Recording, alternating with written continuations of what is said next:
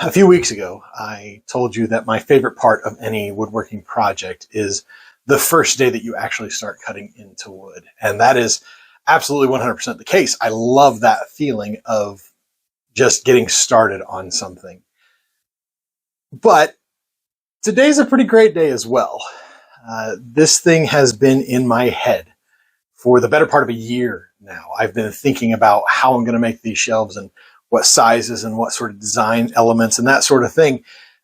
And I've spent the last month really actively trying to put this thing together. And finally, we're here. Today is install day. Easily my second favorite day of the entire project because I love this particular day. Because now this thing is moving from just being something that was in my head to something that is a reality. Meaning that it's actually going to go and be useful. Because that's the thing, is it's not just the satisfaction of a project being finished. That is a satisfying thing. It's not just the idea of this finally being done, that I can cross this off the to-do list. It's the fact that now this thing is actually going to be useful to me. It's going to help me to go take all of this stuff that is, just off screen from a disorganized pile of books in boxes into let's be realistic, a slightly more organized bunch of books on a shelf. I'm so excited about this idea finally coming together.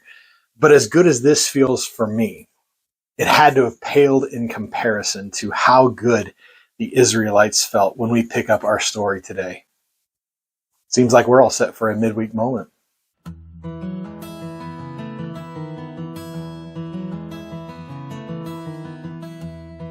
We've been looking at the story of the rebuilding of the temple in the book of Ezra, and last week we talked about Haggai. Again, those two books kind of run concurrently to tell pretty much the same story of the same event. But as a super quick recap, in case this is the first video of this series that you're seeing, the Israelites spent 70 years in captivity after generations of idol worship and other sinful acts that had led them to that particular place. But while they were in that captivity, they experienced a new spiritual revival and a recommitment and a rededication as a people to following after God. When they were allowed to return to Israel sometime later, the temple was still in ruins, and the first thing that they wanted to do was rebuild the temple of God itself to kind of add a physical element to the spiritual rebuilding that they'd been experiencing for years at that particular point. But along the way, they experienced some discouragement. Some people who were already in the land were trying to do everything they could to stop the production of the temple. They were bribing officials. They were using physical intimidation, doing everything they could. But when we left things off last week, God kind of called them out. He kind of called them out in love to get them back onto it, because they had let it sit for over a decade, being uncompleted and unfinished. But the thing of it is that the people who were trying to discourage them in the first place did not stop trying. So the Israelites themselves had to go above their heads, and they went all the way to the king who was now in place, King Darius, and they told him that his predecessor had authorized them to go ahead and rebuild their temple back in Jerusalem. After checking out the records and somebody having to do the boring job of looking over all the decrees that the king before had made, they found out that yes, in fact, this was true, that the previous king and the previous dictator had been the one to say, go and rebuild this temple. So Darius issues a decree. And as part of that decree, he states in Ezra chapter 6, verse 8, moreover, I make a decree regarding what you shall do for these elders of the Jews, for the rebuilding of this house of God. The cost is to be paid to these men in full and without delay from the royal revenue, the tribute of the province from beyond the river. So not only are they allowed to go ahead and continue the rebuild process, but the king himself is going to be the one to pay for it. They're not going to need to worry about any additional cost to seeing this temple rebuild. And just in case somebody tries to continue to discourage them, Darius also covers that in verse 11 of chapter 6. Also, I make a decree that if anyone alters this edict, a beam shall be pulled out of his house, he shall be impaled on it, and his house shall be made a dunghill. I mean, That's a choice. That would certainly dissuade me, and hopefully it would dissuade you as well. But what that decree means is that the gloves are off, that they're allowed to keep going, and they're allowed to go full bore into finishing rebuilding this temple. There is nothing that's going to stand in their way of getting this temple done. After 70 years in captivity, after 2 years of planning, after at least a year of actual construction, if not more, and then after 10 to 15 years of discouragement preventing the construction from continuing, and then after an additional 4 years of working on it practically every day, Ezra chapter 6, verse 15. And this house was finished on the 3rd day of the month of Adar, in the 6th year of the reign of Darius the king. It is finished.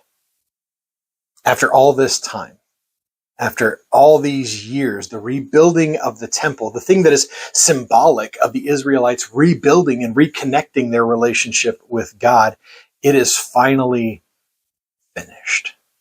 And the very next verse shows us exactly how the Israelite people felt about the temple being completed after all this work and all this time.